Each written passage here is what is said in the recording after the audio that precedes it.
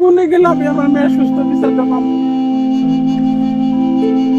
আমি মেয়ের বিয়ে ঠিক গেছিলাম ভালো একটা বাড়িতে। তার বিয়ের একদিন আগে আমার মেয়েকে ওই ছেলেটা নিয়ে মানে চলে যায় রাতের বেলায়। যাই হোক আমরা 1 বছর মেনে নিলে 1 বছর মতো মেনে নিলে তারপর 1 বছর পর আবার মেনে নিছি। মেনে নেওয়ার পর বলে আনা নিয়ে করছি। আনানের মধ্যে আমার মেয়ে একদিন বললো জ্বর বাসনের মতো জ্বর করতে ভালো না। আমি ওর জামাইরে করছি যেহেতু মেয়ের কথা কানে না আমি নিজে বলছি শাশুড়িও তোমার বাইরে নজর ভালো না, তুমি এটা ঠিক করো না, আমি এটা দেখতেছি। তার মধ্যে আমার মেয়ের বাচ্চা দুটো আসলো। আমার মেয়ের আনানা বন্ধ করে দিল, 7 মাসের আগে 15 দিব না, আনা বন্ধ করে দিল। তা বেশ ভালো কথা। এই যে 1 মাস আছে পঞ্চমীতে হবে, এর মধ্যে একটু ঘুরতে স্কুলে খোলা মানে করতেছি বছরে ফলেছি ফলেছি তো আমরা হুন্ডা করে আমি দিচ্ছি মেয়ে কি মতো যে দেখি বাইরে বাড়িতে ফেলে রাখছে, মেয়েরা বাড়িতে ফেলে রাখছে। আর তো তখন ওই জায়গায় আমি বলছি যে আমার মেয়ে তো আমি যার সাথে সাথে মানে চুপ, কোনো কথা নেই। আমার মা বাড়িয়েছি আমার মেয়ের বাসায়, আমার মেয়েরা ফেলে আমি আইসি কে গেছি কি আমার মেয়েরা দেখা দেয় না, দৌড় দেয় না, এই অবস্থা। পরে আমার মেয়ের শাশুড়ি যখন পান্থার জন্য ঘরে গেল তখন আমি উল্লা করে দেখলাম যে আমার মেয়ের হাতটা ভাঙা, দেন গালটা তার চামড়ার কোনো অস্তিত্ব নেই, এরকম ভাবে মারছি। এই হাড়ের নিচ দিয়ে অনেক মেরে দাম যাই পরে আবার দেখে নিয়ে তারপরে আইলাম। আর পর কান্নাকাটি করে আমরা সরাইছি, সরানোর পর পুলিশ এসেছি। পুলিশ আমার জিজ্ঞাসা করে নাই যে এটা কি হইলো কি সমস্যা, নিজের মতো মন খুশি যাকে লেট আমার মেয়েদের দেখবার গুলো না একবারও এইভাবে মানে হয়েছে। তারপর থানায় এসি, থানায় কেস নিল না, থানায় কেস নিল না। পরে গেলাম কোর্টে, কোর্টে মামলা করছি, মামলা চালু হওয়ার আগে এসে খারিজ করে দিয়েছে। মেয়ের জামাই তো তখন আমি যা জানি যে প্রতি বৃহস্পতিবারের মানে দুপুরটা আমি বাড়িতে আসি। আমার মেয়ের জামাই মধুপুর মোবাইলের দোকানে কাজ করে।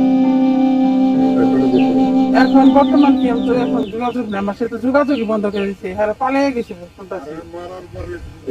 যোগাযোগ নেই। আপনার মেয়েকে আসলে কি সম্পর্ক করে বিয়ে করছিল? সম্পর্ক করে বিয়ে করছে। কত বছর বয়স? আমার মেয়ে 17 বছরে সম্পর্ক করে বিয়ে করছে, এখন 19 বছর রানিং চলতেছে। থানায় আইলে পরে আসলে পরে তখন আমার এলো রিপোর্ট লিখছি, মানে কাগজ লিখছি কম্পিউটার চাপে যে আমার মেয়ে মানসিক সমস্যা, যার কারণে অপমৃত্যু নাকি বলে।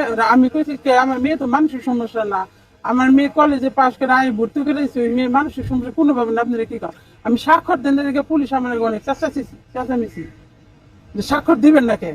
আমি আমার মেয়ে তো মানসিক সমস্যা না, আমি স্বাক্ষর দিব কে? ওইটা মেয়ে আবার আমাদের জায়গা মানে মেম্বার আছে আবু সাল্লাহ না, হে বারবার আমার সামনে তো চক্কর পারে আর খালি কয় যে নু জায়গা আমরা যা ঘুম পারি গে যা করার এনে তো কইরাই গেলাম নু জায়গা। তারপরে পুলিশে আমি সবকিছু জানাইছি। আর আমার মেয়ের বাড়িতে যখন পুলিশ গেল, পুলিশের সামনে তো মোবাইল নিয়ে দৌড় দিছি। আমার মেয়ের মোবাইল ছিল টাচ মোবাইল, ওই মোবাইলে দৌড়েছে। ওই পাশের বাড়ির মাহমুদা নামে একটা মেয়ে, পুলিশ দেখলো, পুলিশে ধরলো না।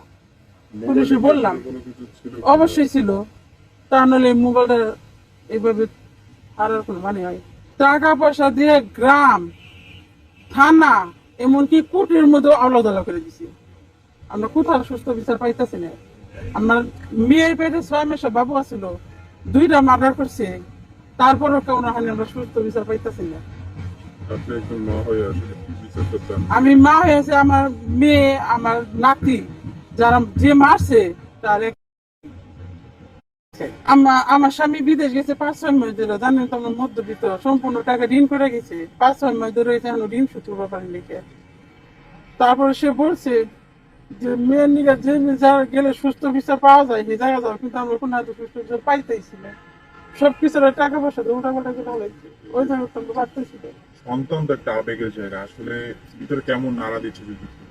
আমার ভিতরে দুঃখের আগুন জ্বলতেছে, সোজা কথা। কোনে গেলে আমি আমার মেয়ের সুস্থ বিচারটা পাবো? আমি সবার আইনের কাছে আইছিলাম, আইনে আমার ধরা দেয় নাকি, গ্রামীণ মানুষ ধরা দেয় নাকি। আমি আইছি এই ভাইয়ের কাছে, এই ভাইটা যদি আমার সুস্থ বিচার পাওয়া দেয়। আমি চাই আমার মেয়ে মারছে, আমার নাতি মারছে, আমার নাতি হয়েছিল, নাতি মেরে হারাইছে, আমি তার বদলে যে মারছে তার